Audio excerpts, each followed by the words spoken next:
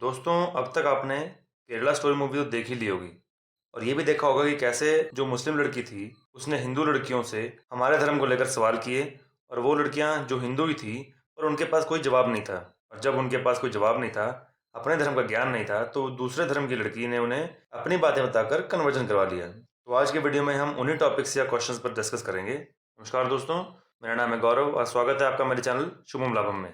तो उसमें पहला सवाल ये था कि क्यों भगवान राम ने वानर सेना की हेल्प ली? जो खुद की मदद नहीं कर सकता वो तुम्हारी क्या मदद करेगा? तो इसमें दूसरे धर्म के दो लोगों की तो खैर बात क्या ही करनी, जब हमारे धर्म के ही लोग ये सब सुनकर कंफ्यूज हो जाते हैं। तो इसका कुछ इस तरह से उत्तर देना चाहिए। भगवान राम को किसी से मदद लेने की जरूरत नहीं थी। उन्होंने सबको अपनी मदद में नहीं बल्कि सेवा में लगाया था। और ये कैसे किया, ये जानिए। जब वे वन में केवल लक्ष्मण जी और सीता जी के साथ थे और सूर्पनखा के भाई खर और दूषण से जब अपनी 15,000 सैनिकों के साथ हमला किया था, तो राम जी ने अकेले ही 15,000 सैनिकों के साथ खर और दूषण का वध किया था। वो भी सिर्फ अपने धनुष बाणों से, ना कि कोई हाई एंड तलवार यूज करके और ना ही कोई गन एक्सेट्रा यूज करके।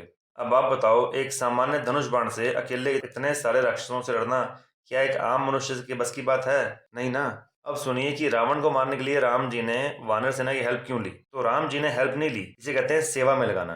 भगवान ने वानर सेना, सुग्रीव, हनुमान जी, इन सबकी भक्ति देखी जो बहुत बड़ी थी। ये सब बहुत बड़े भक्त थे और राम जी ने तो अपने भक्तों की अनन्य भक्ति देखकर उन पर कृपा करके उन्हें अपनी सेवा में लगाया था ताकि उनका भी उद्धार हो सके। भगवान अपने से ज्यादा अपने भक्तों को ही क्रेडिट देना चाहते हैं। हमेशा ही वे अपने भक्तों को यश और सम्मान बढ़ाना चाहते हैं, इसलिए उन्होंने सबको अपनी सेवा में शामिल किया। उन्होंने एक छोटी सी गिलहरी तक से सेवा करवाई, तो सोचिए कितने दयालु हैं हमारे श्री राम।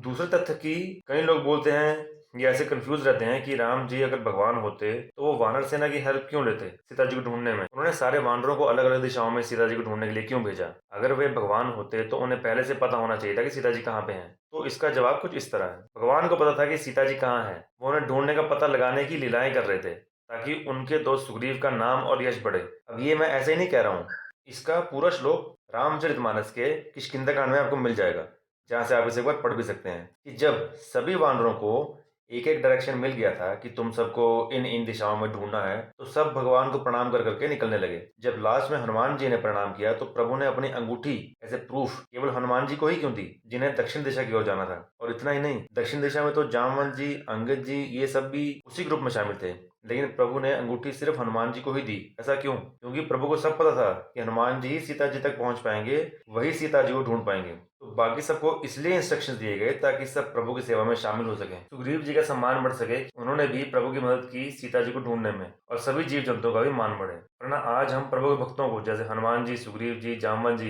इन सबको कैसे जान पाते, इन सबकी पूजा कैसे कर पाते अगर प्रभु ने इन्हें अपनी सेवा में शामिल न किया होता। तो दोस्तों, ये सभी कुछ हमारे ग्रंथों में, हमारे पुराणों में दी गई बातें हैं, सभी कुछ लिखा हुआ है। जरूरत है इन्हें सब पढ़ने की, अपने दिमाग में डालने की, ताकि कोई भी हमसे अजीब से सवाल करे तो हमें कंफ्यूज नहीं होना है। सनातन धर्म एक पावन धर्म है, दूसरे धर्मों को सीख देने वाला धर्म है। आप सबसे मेरी विनती है कि अपने ग्रंथों को पढ़िए, समझिए, उन्हें याद कीजिए, फिर ना ही कभी आप भटकेंगे और ना कंफ्यूज होंगे, क्योंकि हमारे पावन ग्रंथों से आपको आपके सभी सवालों के जवाब मिल जाएंगे। धन्यवाद दोस्तों।